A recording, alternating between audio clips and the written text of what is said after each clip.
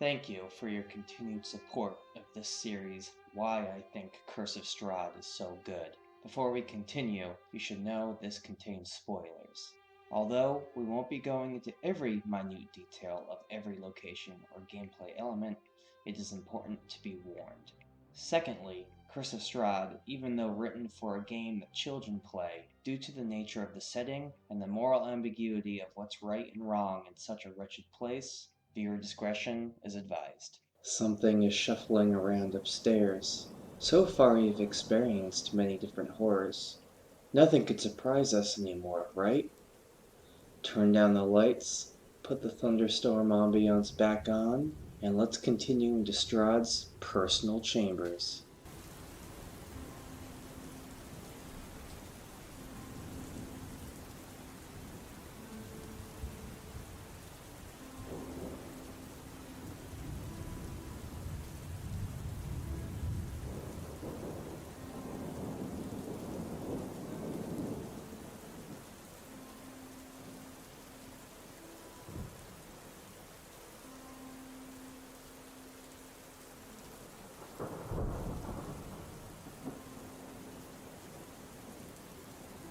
We will take the stairwell we left at the last video up to the third floor, known as the Rooms of Weeping. This is Strahd's private chambers, with secret passages, false walls, and riches for plunder, if you can survive.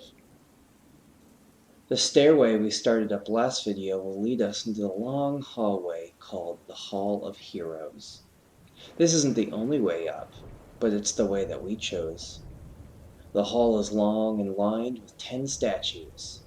The lightning flashes, and the statues of the men and the women who look stoic in the dark shift to agonized and angry faces, but only in the flashes of lightning.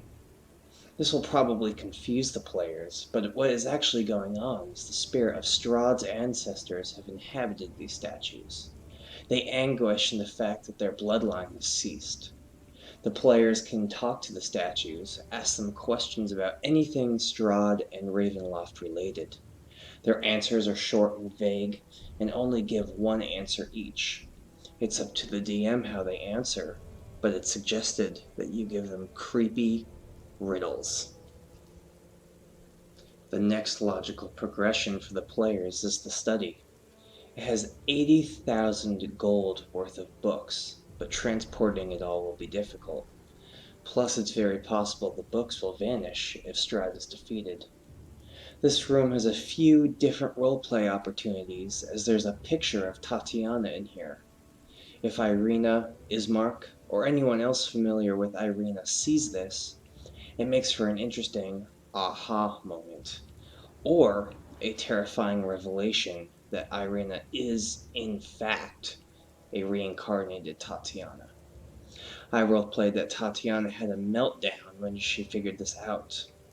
Not a meltdown of sadness, but one of anger and seething rage. This is completely homebrew, mind you. But I gave Irina the barbarian rage ability once a day when she sees Strahd, because it's a fun mechanic to show that Irina is so angry that when she realizes she's Tatiana, and how Strahd had ruined her life. She was supposed to get married to the love of her life, remember? Strahd killed him, she killed herself. There is a possibility of one of the treasures or Strahd being in this room via the fortunes of Ravenloft. Perceptive players will probably figure out the secret door in the fireplace that leads to a hidden set of rooms. Let's go explore them. If we take the secret door through the fireplace, the PCs find themselves in a false treasury. There are only 50 gold pieces in the room. However, there is a treasure chest, as well as a skeleton in rusty armor. The skeleton is clutching his throat with one hand, and he has a sconch in the other hand. It's hard to tell how the skeleton died, seeing as it's a couple hundred years old.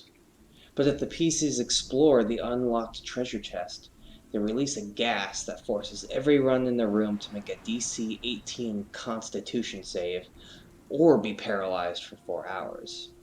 Hopefully the healer makes the save, as many in my playthroughs have not. 4 hours with dead weight isn't great, but maybe the players can rest here, up to the DM. If all the players fail their save, we get to meet some of the witches that live on another floor. The witches will move the paralyzed and helpless PCs down to the sub-basement.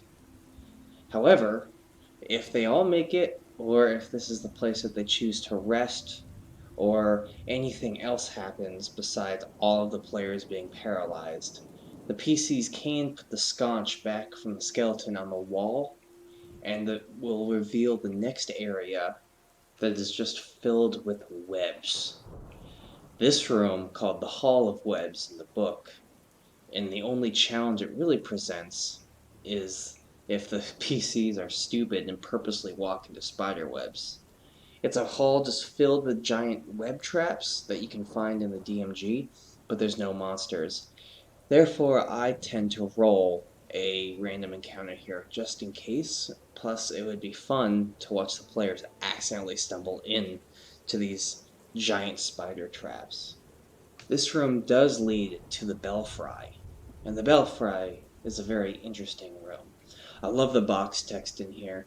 It tells you how the thunder cracks and rumbles the entire castle, and the lightning casts jagged shadows across the far walls, dancing the lights across the PC's faces. In here, there is a single rope. What does this rope do? Well, if the player decides to pull on the ropes or tries to climb it, a loud ear-splitting gong goes off, and 5 giant spiders drop down and attack the PCs. However, if we are trying to make this hard, at GM's discretion, it's not in the book, but you can have this trigger an automatic random encounter because the bell alerts all the wandering monsters to them. It's a great way to make it harder if you think your PCs are trying to breeze through this. The next room is the actual Treasury. This is a cool room as it has a pitch black ceiling with painted lights sparkling, making it look like a night sky. Also, there's a Darren's Instant Fortress in here. If somehow the players can reduce their size or turn gaseous to get into the tiny opening, you can look at about 15,000 gold, some gems that total up to about 8,000 gold if I'm remembering right, a +2 shield of whisper warnings that gives the player that bears it a +2 initiative, a helm of brilliance, a +1 rod of the pack keeper, alchemy jug, and 4 potions of greater healing. There's a lot of treasure in here. Although I like to roleplay Strahd as knowing the PCs have gotten his stuff. Maybe he uses this as bait.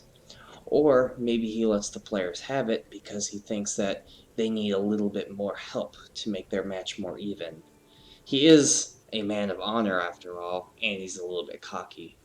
Let the players have as much power as they can get before he actually tries to kill them. You can find the treasure or Strahd in here, if the fortunes of Ravenloft have foretold this. Now we're going to backtrack to the study and go through one of the other doors. The first door we'll explore is the dining hall of the Count.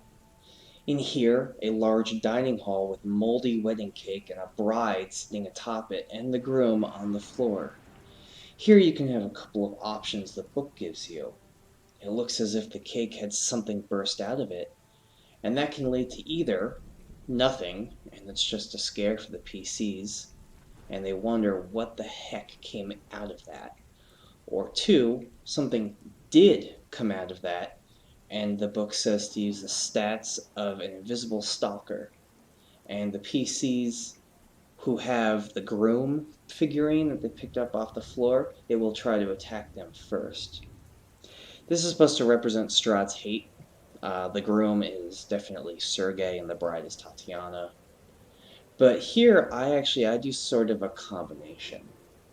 Make it look like something burst out of the cake and have it lead to a trail of flour and frosting going to another room. And it's up to the players to kind of freak themselves out. The DM can make it a cool monster. They can make it whatever they want here. I think it should represent something that is pure hate. So I've used a reskinned demon or a Slod, but whatever works for you is probably best here, but that's probably your best option as a DM.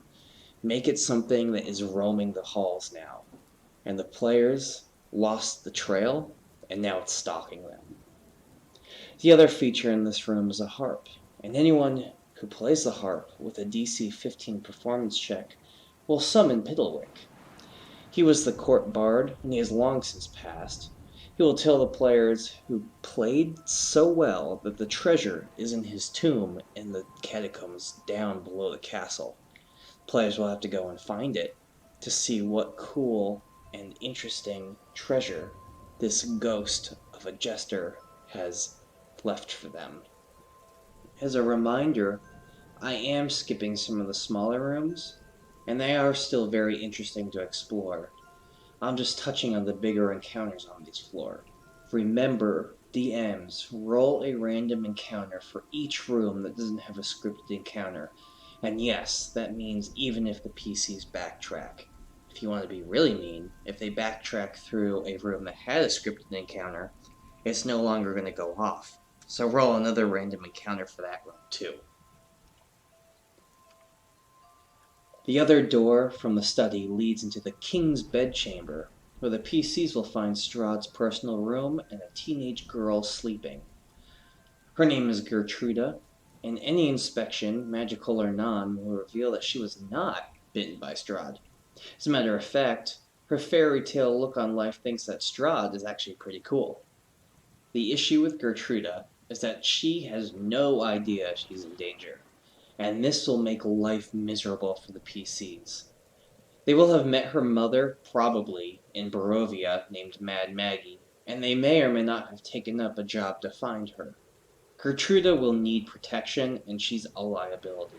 The players have three options here. They can either leave her, as she's dead weight, and the DM can use her to trigger encounters and traps if they decide to take her along. Strahd will make her a vampire spawn if they do, so leaving her creates another enemy. The other option is that they can take her along, which is going to basically trigger Strahd trying to come and getting them some more, because he now knows that they have Gertruda with them, and he wants to feed on her, so she is definitely a liability. Also, Gertruda will definitely set off traps and target more random encounters, and it's not good. Again, she's a liability. The third option is the PCs can just kill her.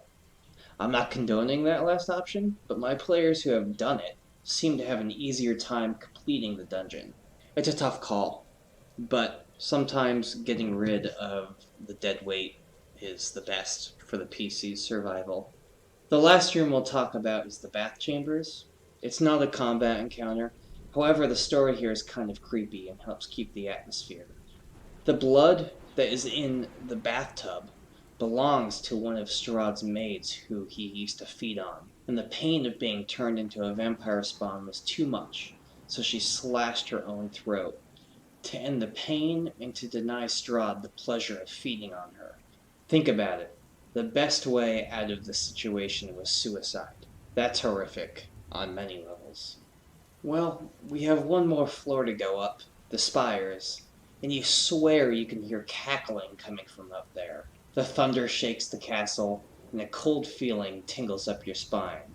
What could a vampire keep at the very top of his castle?